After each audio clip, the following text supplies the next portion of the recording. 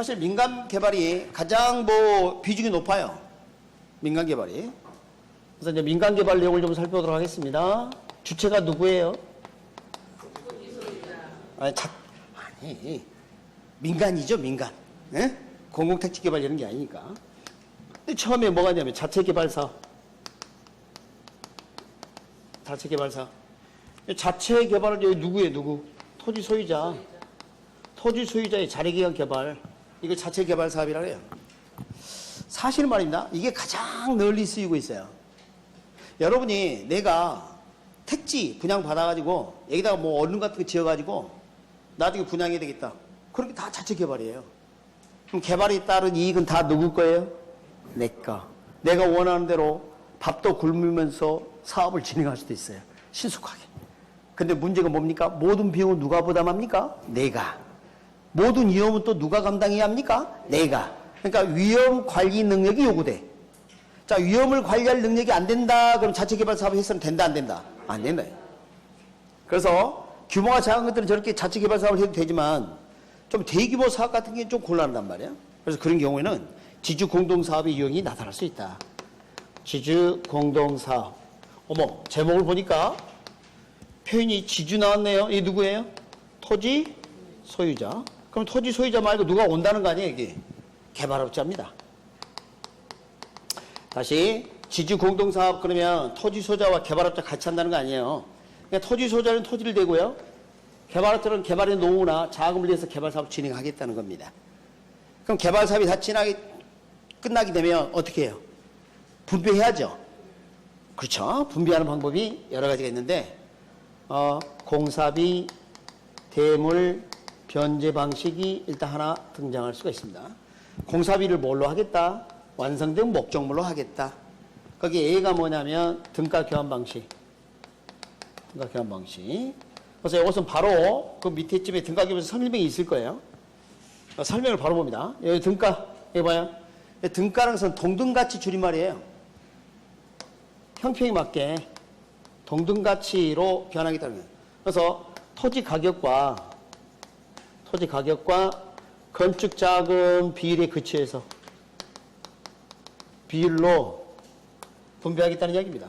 토지 가격이 많이 들어갔다. 그럼 토지 소유자에게 완성된 목적물을 많이 배분하고 건축 자금이 많이 들어갔다. 그럼 개발업체에 많이 배분하고 그런 이야기예요. 주의할 게 있습니다.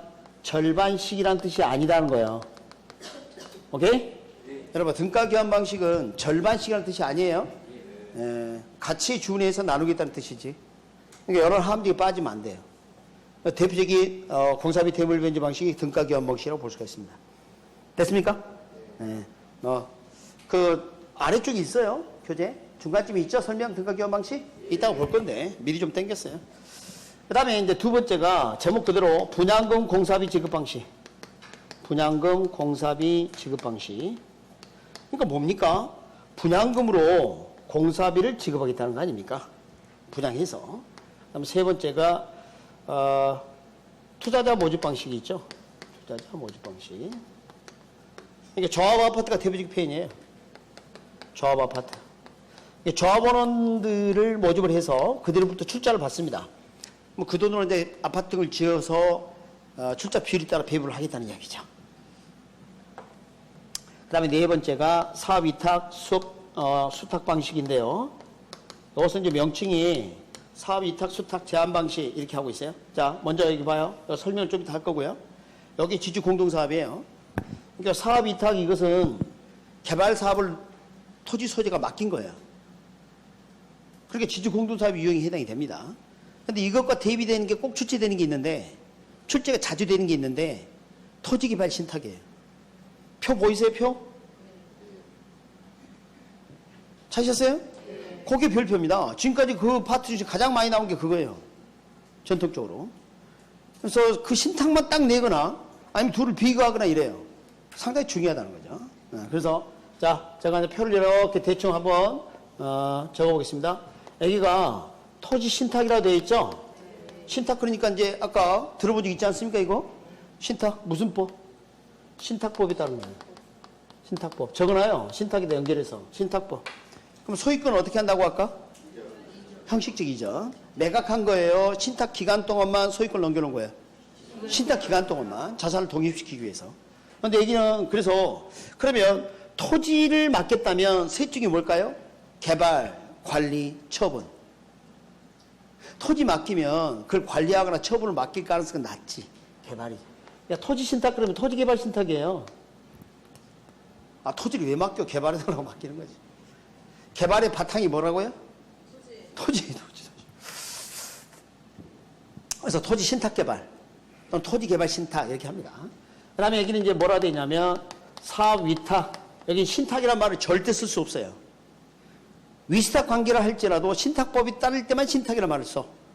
그러니까 위탁, 수탁 또는 제한 방식 이렇게 합니다. 위탁, 수탁, 제한 방식. 그러니까 여기는 뭐예요? 신탁이고 여기 위탁, 수탁, 제한이죠? 암탁은 없죠? 네, 그러니까 신탁이 신탁. 근데 여기 잠깐 봐요. 둘 다 맡긴 거 맞아요? 여기 봐요, 여기 네모 쳐봐요. 여기 뭘 맡겼어요? 그렇지. 토지를 맡겼어요. 여기는 뭘 맡겼어요? 사업을 맡겼어요. 이게 이제 다른 점이야. 시험 딱 제목이 나오면 먼저 이거 구분할 줄 알아야 돼. 자, 토지개발 신탁은 무엇을 맡겼다? 토지를. 사업 위탁, 수탁, 제한 방식으로 뭘 맡겼다? 개발 사업을 맡겼다. 그래서 소유권이 어떻게 되느냐 이 말이야. 소유권이 이전 된다 안 된다? 안 된다? 된다. 형식적 이전. 어머머머. 형식적 이전 한다니까요. 신탁 기간 동안 소유권을 수탁자인 신탁회사가 가지고 있다니까요. 여기는요. 이전해 안 해요? 안 해요. 그런 거 없어요. 그 다음에 신탁 대상이 뭐냐. 여기는 아까 뭘 맡겼다 그랬어요? 토지. 여기는요. 개발사업 이걸 맡겼단 말이에요. 지금 논리 이해했죠? 그래서 지금 소유권이 이전이 있느냐 없느냐가 나머지를 좌우하는 거예요. 사실은. 그래서 개발 주체나 비용 부담 주체 누구냐. 수탁자인 신탁회사가 다 합니다. 정권 넘겨받아서. 신탁회사가 모든 걸 다 하더라. 여기 누가? 토지 소유자가. 나중에 분양 임대 명의도 누구 명의라고 여기는? 신탁회사가 신탁기간 동안 다 한다니까 지가. 마치 자기 부동산인 것처럼. 명의도 수탁자인 신탁회사 명의로 한다니까. 여기는 토지 소유자 명의라고 이렇게 되는 거죠. 이게 가장 큰 특징이에요. 그러니까 소유권 이전 여부가 이런 성격을 완전히 달리한다는 거죠. 그러니까 시험 문제 나오면 포인트가 신탁은 소유권 이전 형식을 취한다는 거 절대 잊지 마세요. 그게 핵심 키워드예요. 신탁은 신탁 등기를 말하지 명의신탁 말하는 거 아니에요. 명의신탁은 무효라니까. 민법에서 배웠잖아요. 무슨 소리 하냐고? 그래서 여기서 말하는 신탁은 명의신탁은 우리 그런 거 안 해요. 우리는. 신탁법이라는 게 합법적인 거예요. 합법적이에요? 네, 합법적인 걸 하고 있어요. 우리 합법적인. 이렇게 보시면 되겠습니다. 그러면 잘 봐요. 여기 신탁자는 이제 뭐 해요? 20년 신탁 맡겼으면 20년 동안 사업에 관여해 안 해? 20년 동안 네 알아서 해라고 맡겨놨다니까. 저기 하와이 가서 내가 간다 하와이 그래가지고 이러고 있어. 그러니까 여기는 그게 아니라니까. 그러니까 이건 지주공동사업이 맞아요. 그러니까 이건 지주공동사업을 한다 안 한다? 안 한다니까. 토지 소유자하고 개발업자 같이 했다고 보지 않아. 정권을 신탁기관으로 맡겨놨다고 봐. 그래서 그 교재 제목을 보면 지주공동사업에 사업위탁, 수탁, 제한 방식이 들어가지만 토지개발 신탁은 따로 분리를 해놓은 거예요. 그래서 이해되십니까? 아, 그렇습니다. 그래서 이게 조심해야 될 내용이에요. 여러분, 이거 나오면 뭐 그냥 거저먹기입니다. 어? 세상이 뭐 노력하지 않고 거저먹는 거 꼭 좋은 건 아닌데. 어?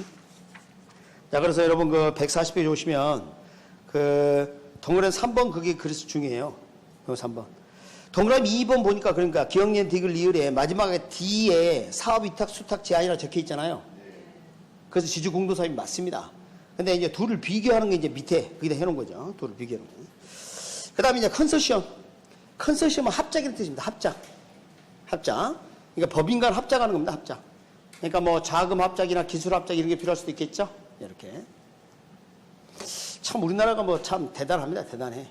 그러니까 해외 건설 일을 수주할 때도 합작에서 많이 해요. 그래서 이제 합작회사를 신설할 수도 있지만 두 회사 중에 하나가 대표법인을 해서 개발사업 진행하는 경우도 있고 그래요.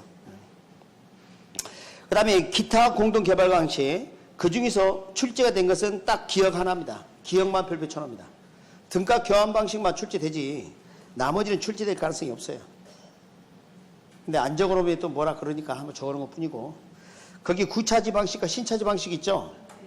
일본. 신차지 방식은 일본 스타일이에요. 요걸 학자들이 다 소개를 해놨어. 출제는 한 번도 안 됐는데. 싫어. 그래서 참고해서 보세요. 예, 그거 연령하지 말고. 그 다음에 건설협력금 차입 방식도 있는데, 이 차입에다 밑줄 긋고, 조달이라고 적어봐요, 조달. 차입이란 말이 빌렸다라고 오해를 할 수 있단 말이에요. 자, 디귿의 건설협력금 차입 방식 할 때 차입을 뭐라고요? 조달. 제가 이제 예를 한번 들어볼게요. 갑이라는 사람이 말이죠. 자금은 좀 여유가 많고 그런데, 너 토지를 하나 뭐 좀 매입을 해서 개발을 좀 해야 되겠다 이런 생각을 했는데, 길을 가는데 말입니다. 목이 좋은 장소에 그냥 나지 상태로 막 풀이 자라있고 막 방치해놨어. 봤더니 개발 가능한 토지야. 그래서 토지 소재를 찾아갑니다. 저기요, 이 토지를 이렇게 방치해놨습니까? 그러니까, 나이도 먹고 이제 뭐, 그냥 자식들한테 다 물려주고 그러려고 그냥 방치해놨어요. 그러니까 뭐라 하냐면, 자, 갑이 그러시지 말고, 저가 자금을 대서 이걸 개발할게요. 건물도 짓고요. 그리고 개발 자금은 보증금, 전세보증금처럼 이렇게 하거나 임대를 싸게 하면서 제가 이걸 운영을 하겠습니다. 하고 나중에 이익을 배분해 줄게요.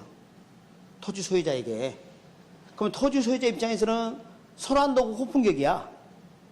건설 자금 누가 됐어요? 사업 파트너가. 그렇죠? 그 돈은 만약에 지가 빌렸다 그러면 지가 갚아야지. 그죠?